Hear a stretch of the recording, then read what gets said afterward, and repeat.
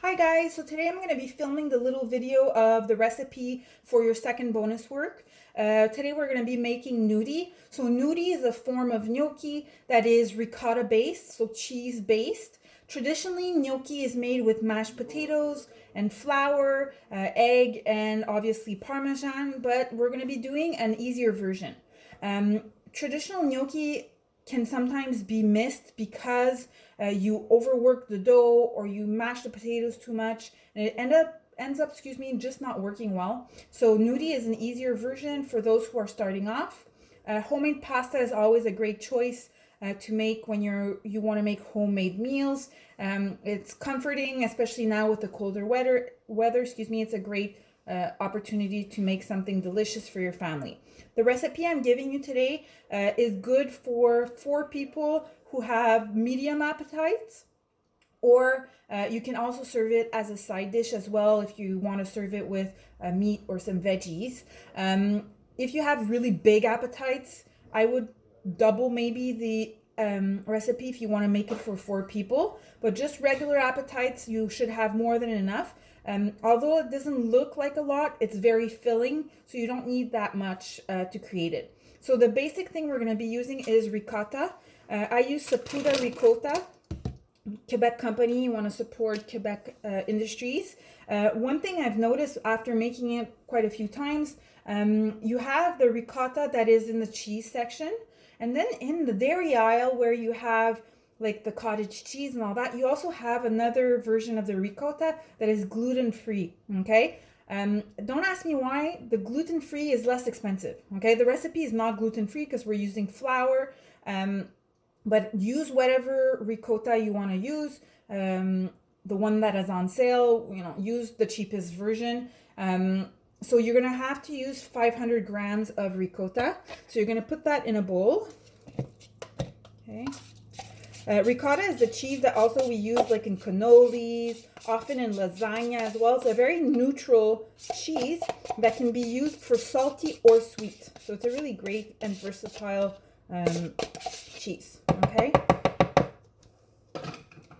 To that, you're going to add 1 egg, okay? Whenever you're making pasta, you want to try to take out your egg a little bit beforehand so it's room temperature. You don't want it super cold. Okay, so you're gonna crack 1 egg in it, okay?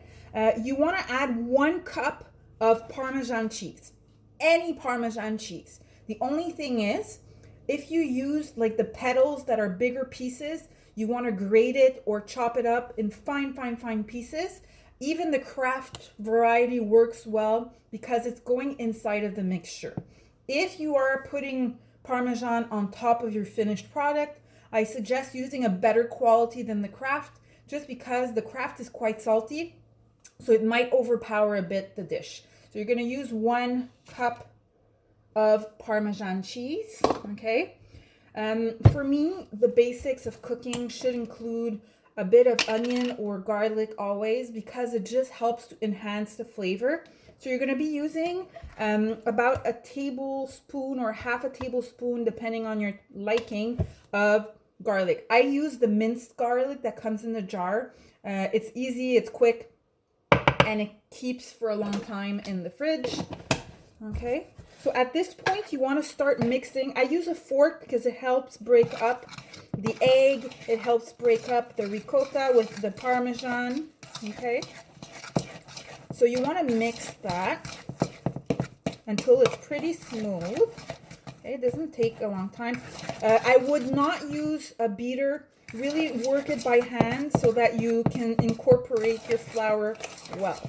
Okay, so you're going to be using all-purpose flour. Do not use whole wheat flour because it's going to be too tough of a mixture.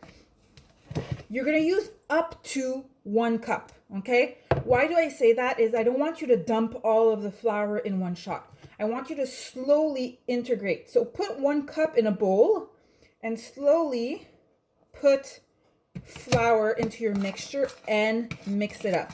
Depending on what brand of ricotta, the size of your egg, the kind of the Parmesan, it can really vary how much flour you're going to use, okay? You don't want it to be dry.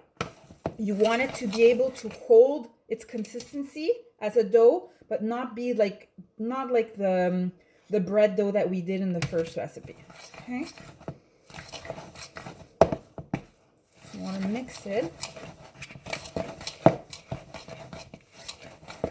See, for my mixture, I use about 3/4 of a cup of flour. I don't need more. Okay, so I'm going to show you.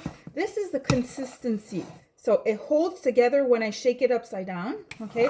But it's not like super dry. It's still a bit crumbly, okay? That's what we want.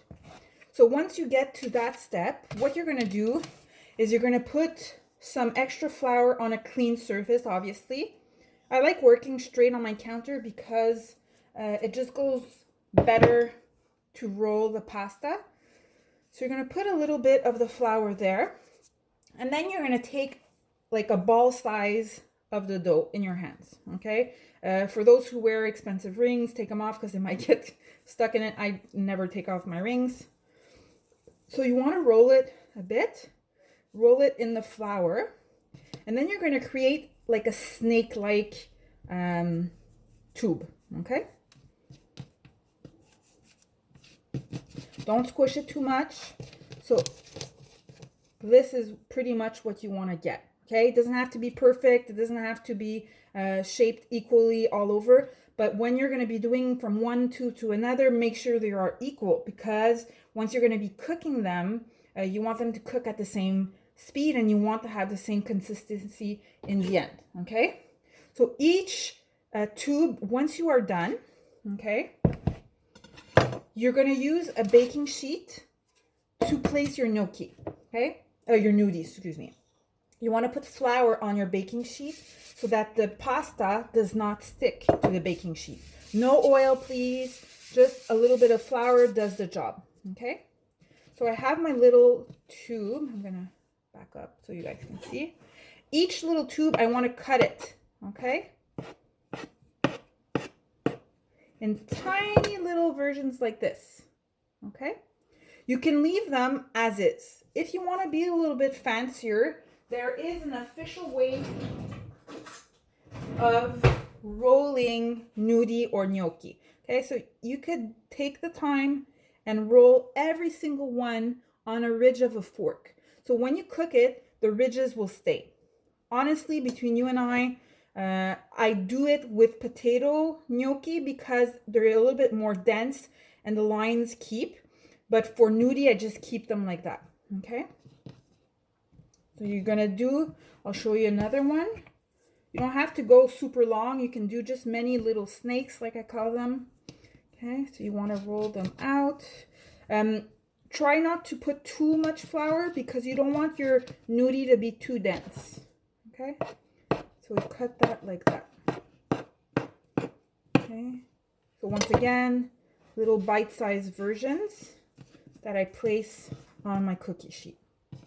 Okay, all of this process can be done earlier in the day. Once you have done all of your chopping, you will place them all on a cookie sheet with the flour and cover it with either a clean dish towel or saran wrap.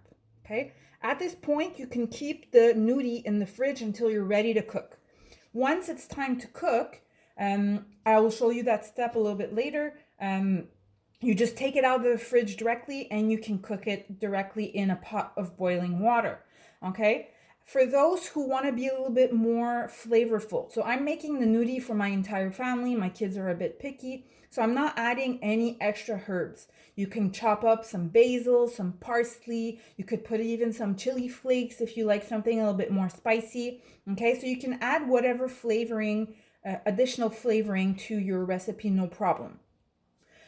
Don't do the recipe the day before if you're going to cook it the next day. Maximum early morning, and then you cook it for lunch or for dinner, okay? Make sure also that it's well covered so that it don't dry out. And make sure that if you notice that there's too many on the pan, start another pan so they're not all sticking together, because once you're going to want to cook them, they might glue together and you won't have an easy time boiling them, okay? So for that, that's the first step, and I'll be filming the boiling process later.